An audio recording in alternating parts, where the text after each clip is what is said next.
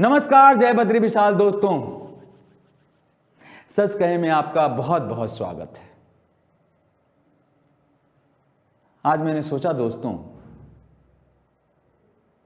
एक बात कि हमारे जब हम पैदा होते हैं उससे लेकर के और हम इस दुनिया से चले जाते हैं तब तक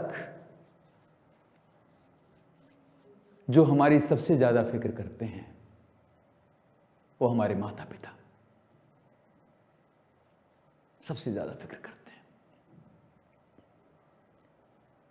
तो मैंने सोचा क्यों ना हम अपनों की बात करें। हम सबके माता पिता होते हैं दोस्तों। क्योंकि मैं ज्यादातर दिल्ली एनसीआर में रहा हूं, मुंबई जाता रहता हूं। गांव में तो अभी भी कल्चर है 80-90% की लोग अपने पेरेंट्स को अपने साथ रखते हैं, उनके दुख सुख में उनका साथ देते हैं। पर दोस्तों मैं आपको बताना चाहता हूं, मैं एक अनाथालय का दौरा किया अभी और मेरी आंखें नम हो गई। मैं बात नहीं कर पाया। वहां कुछ बुजुर्ग दंपत्ति थे दोस्तों। उन्होंने बोला मेरा नाम मत बताइए। उन्होंने अपने बेटे को पढ़ाया लिखाया, एक अच्छी पोस्ट पे उसको डाला। और जब वो बेटा बड़ा होता है तो गर्लफ्रेंड बनाता है। ये मेरा एक्सपीरियंस था आज का। मैं उन लोगों से मिलने चला गया किसी के साथ अनाथालय में। बहुत अमीर परिवार से थे वो। उन्होंने अपने बेटों के नाम अपनी पूरी संपत्ति कर दी। एक ही बेटा था उनका और बेटे को किसी से प्यार हुआ, बहू लेके आया। मां बाप ने आशीर्वाद दिया। बहू आने के बाद बोलती है कि हम साथ नहीं रहेंगे, मैं तुम्हारी मां की रिस्पेक्ट नहीं कर सकती। रिस्पेक्ट दोस्तों, मैंने शुरुआत में कहा ना आपको कि आपकी सबसे ज्यादा फिक्र जो करते हैं वो आपके माता पिता। लड़के ने माता पिता से पूछा। माता पिता ने जो कुछ भी संपत्ति थी लड़के के नाम कर दिया और बोला हमें कोने में पड़े रहेंगे, तुम अपनी पत्नी जी के साथ रहो। दोस्तों बात यहां खत्म नहीं होती।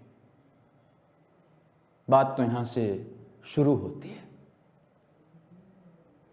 उसकी पत्नी जो भी थी उनको सब्र नहीं हुआ ना।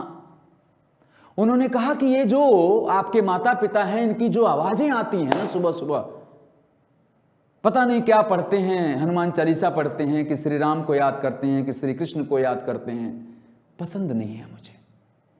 क्योंकि हम लोग लेट सोएंगे ना, लेट उठेंगे। तो डार्लिंग एक काम करो,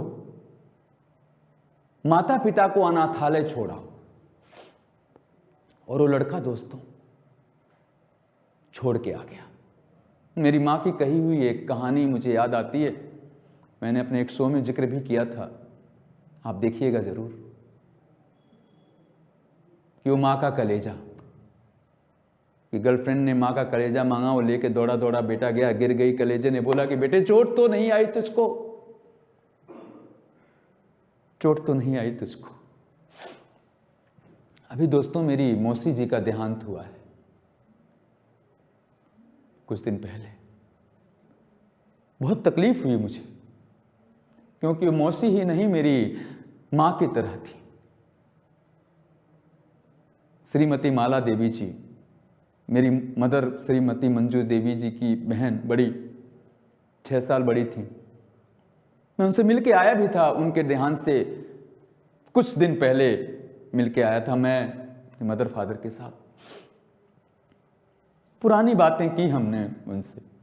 हम बचपन में उनके घर जाते थे, वो 1-1, 2-2 रुपया देती थी। मैं उससे सिनेमा देखता था दोस्तों। वो नहीं रही। जाना सबको है दोस्तों। आज